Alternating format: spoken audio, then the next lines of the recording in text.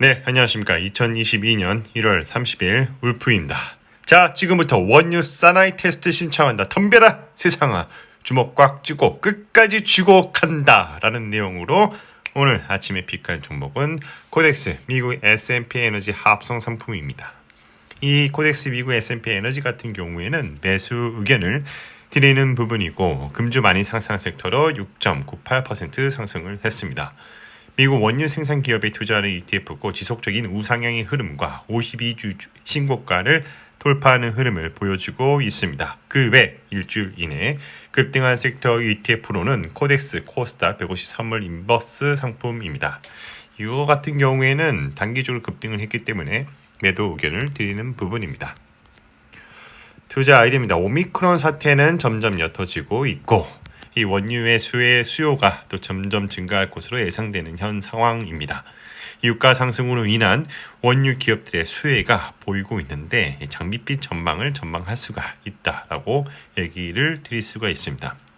1월 8일 정도에 코덱스 미국 S&P 에너지 합성 상품에 대해서 추천을 드린 적이 있는데요. 그때는 매수 의견을 드렸었고 지속적인 원유 가격이 상승이 예상이 되기 때문에 지금도 여전히 그러한 원유 가격의 상승이 예상되므로 지속적인 추천을 드리는 부분입니다.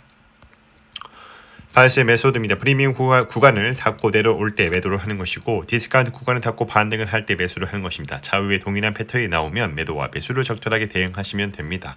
모든 주가는 기대감과 모멘텀을 가지고 상승과 하락을 반복을 하며 현재와 미래의 펀더멘탈을 그려나가기 때문입니다. 바이 포인트, 셀 포인트입니다. 지속적인 우상향의 흐름 그리고 52주 신고가의 돌파 흐름이 지속되고 있다. 그리고 이제 펀더멘탈과 모멘텀 라인 이것들이 추세선을 이루고 있는데 그 변화가 발생되는 시점이라는 것이죠. 1월 8일 날에는 이제 전고점을 막 돌파하는 그런 시점에 있었습니다. 최고가를 찍고 그 이후에 이 빨간색 선에서 닫고 다시 한번 올라와주는 흐름을 보여주면서 추가적인 신고가를 갱신하게 되었죠. 여전히 이러한 고가 갱신의 흐름이 예상되고 있고 한 번 더 주가를 밀어 올려주는 그런 흐름을 또 향후에 예상할 수가 있습니다. 거래대금을 체크를 하면 ETF의 상승을 보여주고 있는 거래량과 거래대금을 보여주고 있습니다. 설정 이후의 수익률은 바닥을 찍고 이제 한번 차근차근하게 올라와 주고 있는데 이 상장 이후에 마이너스 6.33%의 손실을 보여주고 있지만 0%대 수렴을 해주면서 한 번 더 올라와 주지 않을까 그렇게 보고 있습니다. ETF에 대한 기본 정보를 보면 에너지 수요 증가에 따른 수혜가 기대되는 에너지 산업에 집중을 하고 연료 소비량 증가와 추가적인 에너지 수요 창출이 예상되고 그에 대한 근거가 16억 명에 대한 추가적인 에너지 수요가 있을 것으로 전망되기 때문에 인구 증가에 따른 공업 제품 수요 증가로 생산 공장의 가동이 증가가 되기 때문이다. 뭐가 말이 어렵지만 앞으로도 수요가 증가할 것 같다. 자, 기본 정보를 보면 이 상품 같은 경우에는 합성 상품입니다. 그렇기 때문에 자기의 파생 상품 계약을 주로 그 투자 대상으로 하기 때문에 조금 어떤 리스크가 존재하고 있다, 상존하에 있다 이렇게 보시면 되고 기본 정보를 보면 스탠다드 포어스 셀렉트 섹터 에너지 인덱스를 추정하는데 자 수정 가중 평균 방식으로 구성한 지수다. 자, 여러 가지 조건들이 있어요. 그래서 이제 에너지에 속한 종목을 편입을 하고 3월달, 6월달, 9월달, 12월달 마지막 거래일을 전일에 정기 변경을 한다고 되어 있죠. 총 보수는 연 0.25%이고요. 분매금은 합성, 선물 이런 거래이기 때문에 없습니다. 구성 종목을 보면 수합 거래로 되어 있는데 여기 또 ETF가 좀 들어가 있죠. 에너지 섹터라고 해서 XLE 이코띠가 수량 6개가 좀 들어가 있습니다. 이것보다는 다음에 이 기초 지수의 구성 종목을 보시는 게 중요합니다.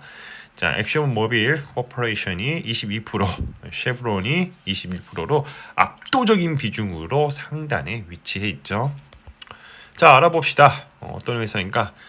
이 스탠다드 월크 오일 컴퍼니를 시작으로 해서 여러 회사로 분사가 된 다음에 다시 합쳐지고 쪼개지고 합쳐져서 이렇게 지금의 엑슨모빌과 이 쉐브론, BP, 마라톤 회사로 이 네 가지로 회사가 나눠졌죠. 최종적으로 똑같은 회사로부터 시작을 했기 때문에 큰 차이는 없습니다. 근데 최대 원유 기업인 엑슨모빌, 또 쉐브론 이렇게 되어 있죠. 시추하고 정제해서 운송하고 또 이제 공급을 하고 이런 업체들이기 때문에 하는 것들은 다 똑같다. 자, 그래서 저의 코멘트는 어제도 말씀드렸다시피 다시 한번 말씀드리지만 원자재에 대한 투자는 바로 이겁니다.